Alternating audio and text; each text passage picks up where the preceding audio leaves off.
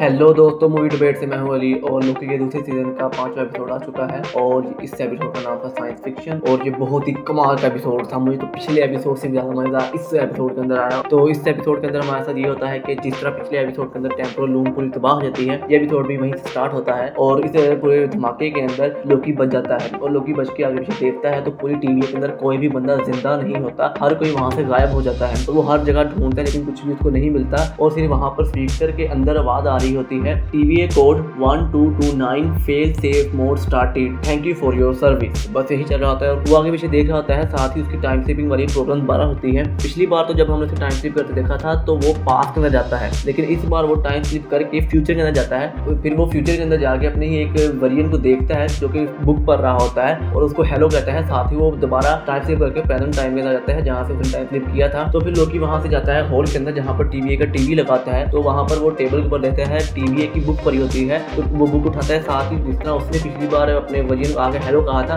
वही पुराने वाला लोकी से आगे हेलो कहता है। वो पीछे देखता है कि उसका वही वरियन ने टाइम स्लिप किया है। वो हैरान होता है और फिर उसे समझ आ जाती है कि मैं इस बार फ्यूचर के अंदर टाइम स्लिप कर रहा हूँ। फिर अचानक ही वहाँ पर जितनी भी जगह होती है सारी प्रून होने लग जाती है या फिर थ्रेड्स के अंदर ट्रांसफर होने लग जाती है और पूरा टीवी डिस्ट्रॉय होने लग जाता है। इसके बाद हम देखते हैं लोकी का इंट्रो और लोकी के इंट्रो के अंदर जो LOKI लोकी होता है उसके जो लेटर्स होते हैं वो आहिस्ता आहिस्ता करके सारे डिसअपियर होने लग जाते हैं और ये रेफरेंस होता है कि जिस तरह पूरे टीवी के अंदर हर कोई डिसअपियर हो गया है और टीवी भी डिसअपियर हो रहा है, तो उसी का ये एक रेफरेंस था। जिसके बाद हम देखते हैं 1962 कैलिफोर्निया जो कि एक ब्रांच टाइमलाइन होती है और उस ब्रांच टाइमलाइन में कैसी मौजूद होता है और उस जगह पर कैसी का नाम कैसी नहीं बल्कि फ्रैंक होता है और वो वहाँ पर एक प्रिजनर होता है और वो वहाँ पर जेल से भागने की कोशिश कराता है कुछ लोगों के साथ मिलकर और वो ये काम करने में कामयाबी होने वाला होता है। साथ ही वहाँ पर लोकी टाइम स्लिप करके आ जाता है और लोकी से कहता है कि कैसी मैं आया हूँ, मेरी मदद करो, ये वो सारा कहता है। लेकिन कैसी उसे पहचानने से इनकार कर देता है और कहता है कि मेरा नाम कैसी नहीं बल्कि फ्रैंक है, जैसा मैंने आपको पहले बताया। तो फिर वो वहाँ से दोबारा टाइम स्लिप करता है। तो इस बार वो टाइम स्लिप करके 2-3 जगह पर जाता है कंटिन्यूसली। सबसे पहले तो मैकडोनल्ड वाली जगह पर जहाँ पर हमने पिछली बार सिल्वी को देखा था। इसके बाद वो एक जगह पर जाता है जहाँ पर जेट स्कीज होती है और वहाँ पर मोबियस होता है जो कि हम एपिसोड के आगे देखते भी हैं उसे। और इसके बाद वो दोबारा इसी रूम के अंदर जाता है जहाँ पर हमने सीजन 1 के अंदर मोबियस को देखा था जो कि लोकी की इंटेरोगेशन कर रहा था। फिर इसके बाद लोकी टाइम स्लिप करता है और वो पहुंचता है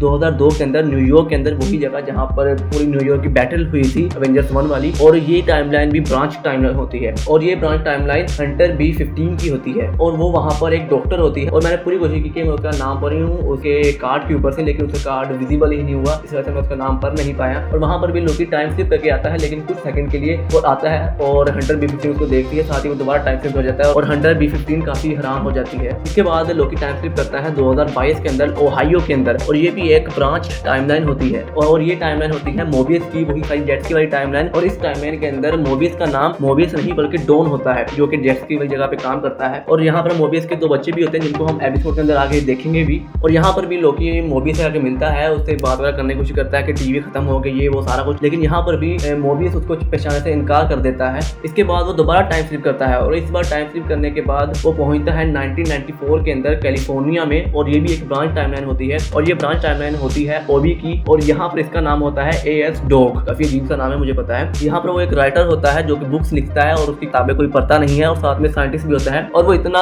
थका हारा राइटर होता है कि लाइब्रेरी के अंदर जाता है और अपनी बुक्स खुद ही रख देता है वहाँ पर क्योंकि उसकी किताबें कोई खरीदता नहीं है। उसके बाद हम देखते हैं जैसे ही ओबी के सामने लोकी टाइम स्लिप करके आता है तो लोकी अपने बारे में सब कुछ बताता है और ओबी काफी तहम्मुल के साथ उसकी बातें सुनता है और कहता है वाओ ये तो मेरा ड्रीम कम ट्रू हो गया है। तो जैसे इस ब्रांच टाइमलाइन के अंदर ओबी एक साइंटिस्ट होता है तो उसे सारी बातें समझ आती हैं कि लोकी क्या कह रहा है और क्यों कह रहा है, किस तरह है और वो उसकी मदद करने के लिए तैयार भी हो जाता है। फिर वो भी लोकी को कहता है कि जो उसकी टाइम स्लिपिंग की प्रॉब्लम है लोकी को चाहिए वो अपने टाइम स्लिपिंग की प्रॉब्लम को खुद कंट्रोल करे, वो जब चाहे जहाँ चाहे तब टाइम स्लिप करे, उसके अलावा कहीं भी टाइम स्लिप ना करे। और लोकी भी उसकी बात को सुनता है और कहता है कि हाँ चलो ठीक है मैं इसकी कोशिश करता हूँ, लेकिन वो कोशिश करता है लेकिन पूरी तरह से फेल हो जाता है, वो इस बार टाइम स्लिप कर ही नहीं पाता। फिर इसके बाद लोकी कहता है कि टाइम स्लिपिंग की प्रॉब्लम को रहने दो, कुछ और मुझे बताओ। तो फिर वो भी कहता है कि जो तुम्हारी पूरी गैंग थी जिसके अंदर मोबियस, सिल्वी हंटर B15, ओबी और कैसी और लोकी खुद, ये सारे थे, उन सबको जमा करना पड़ेगा एक जगह के ऊपर। फिर वो उन सबका जो टेम्पल ओरा है उसको स्कैन करेंगे और उसकी रीडिंग्स को पहचानने के बाद उसी टाइम के अंदर वापस जाएंगे जहाँ पर पहले वो इकट्ठे थे, जहाँ पर पूरी टेम्पल रूम तबाह होने से पहले वाली बात हो रही है।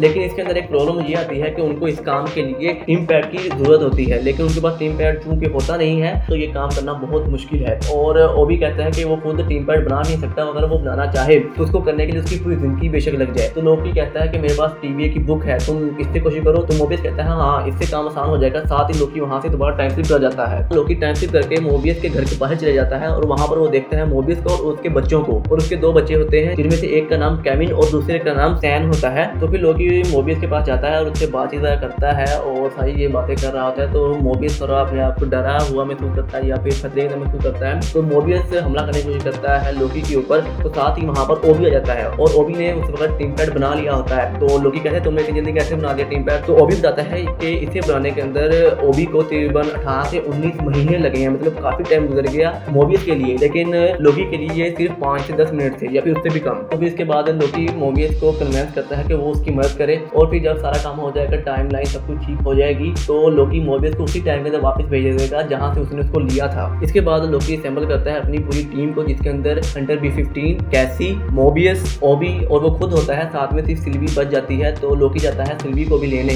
तो फिर लोकी जाता है सिल्वी को लेने, तो सिल्वी उसे पहचान लेती है। बाकी जितने भी लोग थे उसको नहीं पहचाने, लेकिन सिल्वी पहचान लेती है। तो लोकी कहता है मेरे बारे में तुम भूल ही नहीं हो? सिल्वी कहती है हाँ मैं बिल्कुल नहीं भूली। फिर लोकी आगे बातें करने लगा था, साथ ही वो टाइम स्लिप करता है और सिल्वी ये देख के हैरान हो जाती है और वो फिर कहती है तुम मेरे साथ आओ, हम लोग एक जगह पर बैठ के बात करते हैं। तो फिर वो एक बार के अंदर जाते हैं और फिर हम बार के अंदर देखते हैं जीनिए गेम को। जैसे हमने ब्रैड वुल्फ को देखा था हंटर X5, वो अपने टाइम के अंदर एक एक्टर था और एज एक्टर उसकी मूवी थी जीनियक। तो यहाँ पर उसकी गेम होती है जीनियक गेम। तो फिर लोकी सिल्वी से कहता है कि तुम्हें मेरी मदद करनी चाहिए, हम लोग पूरी टाइमलाइन को ठीक करेंगे। तो सिल्वी कहती है नहीं मैं ऐसा नहीं चाहती, मैं अपनी टाइमलाइन में हूँ, मैं बिल्कुल ऐसा ही रहना चाहती हूँ और मैं कुछ भी चेंज नहीं करना चाहती, जैसा चल रहा है वैसे चलने दो। तो फिर लोकी कहता है तुम तो बहुत बड़ी सेल्फिश हो, तुम सिर्फ अपनी जान बचाने के चक्करों में हो, बाकी को तुम्हें कोई फिक्र नहीं है। तो सिल्वी कहती है कि लोकी तुम अपने बारे में बताओ, तुम ये सारा कुछ क्यों कर रहे हो? तो लोकी काफी वजह देता है कि वो ये सारे काम क्यों कर रहा है। वो कहता है कि मैं टीवी को बजाना चाहता हूँ, मैं कैन को रोकना चाहता हूँ, ये सब कुछ कहता है। लेकिन सिल्वी कहती है मुझे अपना सच बताओ कि ये तुम क्यों कहना चाहते हो? तो फिर लोकी अपनी असली बात बताता है कि मैं अपने दोस्तों को वापस पाना चाहता हूँ। और लोकी कहता है कि मैं अकेला नहीं रहना चाहता, मैं चाहता हूँ मेरे साथ मेरे दोस्त रहें। तो जैसा कि हमें पता है कि लोकी की डेस्टिनी है हमेशा अकेले रहना, उसके साथ कभी भी कोई नहीं होगा, कभी कोई खुश नहीं होगा। तो लोकी चाहता है इसका अपोजिट हो और वो हमेशा लोगों के साथ रहे, खुश रहे। तो फिर सिल्वी कहती है लोकी तुम भी इस तरह तो सेल्फिश हुए, मैं अपनी लाइफ में जाना चाहती हूँ, तुम अपने दोस्तों को चाहते हो। ये सब कुछ कह के सिल्वी चली जाती है लोकी को छोड़ के वहाँ से। फिर हम देखते हैं कि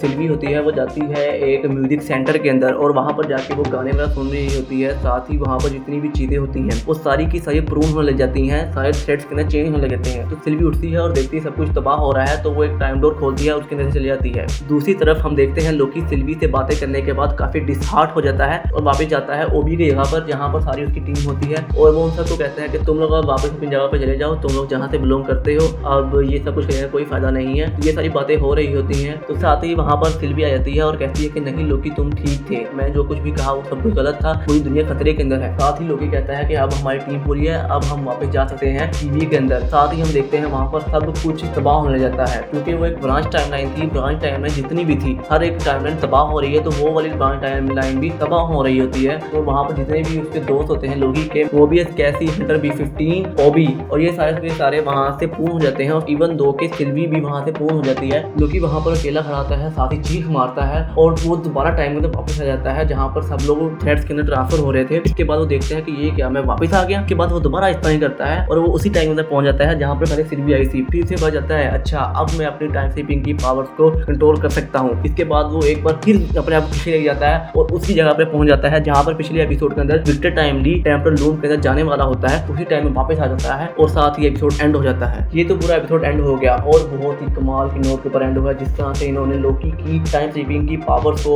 दिखाया है और उसको कंट्रोल करने का तरीका सारा दिखाया है। वो सारा जितने भी लोग प्रोन हुए थे लोगों की टीम के उन सबको वापस ले गया और सब कुछ किया। यार मजा आ गया, मैं क्या बताऊं। और अब हमारे पास ट्रेलर्स में से सिर्फ रमोना रहती है कि वो क्लिप बच गई है जिसके अंदर वो वॉइड के अंदर मौजूद होती है, और इसके अलावा हमारे पास कुछ और नहीं बचा। और यार वो जो सीन होगा, आई एम प्रोबेबली श्योर वहां पर कैंग द कॉन्करर आएगा, मुझे लग रहा है ऐसा, क्योंकि उस वक्त उसके ऊपर पर्पल लाइट शाइन हो रही होती है। तो मुझे लग रहा है कि वहां पर कैंग द कॉन्करर आएगा। ये अपनी स्पेकुलेशन है, कोई पक्की बात नहीं है, क्योंकि अगला एपिसोड तो मैंने भी नहीं देखा, किसी ने भी नहीं देखा। तो यार बहुत कमाल का इसका फिनाले होगा और मार्वल के हर एक टीवी शो का जो फिनाले था उन सबसे ऊपर होगा। तो भाई साहब ये तो मेरा पूरे एपिसोड के अंदर अपने थॉट्स, उसका ब्रेकडाउन, उसका रिव्यू, जो भी आप कहना चाहो। और मुझे ये एपिसोड देख के बहुत ज्यादा मजा आया। अगर आपको भी ये एपिसोड देख के मजा आया और मेरी वीडियो देख के भी आपको मजा आया तो काइंडली मेरे वीडियो को लाइक करें और अपने दोस्तों के साथ जरूर शेयर करें। मैं इस तरह की और भी वीडियोस को लेके आऊंगा, तो काइंडली सब्सक्राइब जरूर करना और कमेंट्स के अंदर अपने थॉट्स बताना कि आपको पूरे एपिसोड के ऊपर क्या थॉट्स लगे और मेरी वीडियो किस तरह की लगी आपको, ये भी जरूर बताना। मैं मिलूंगा आपसे अगली वीडियो के अंदर। Good bye.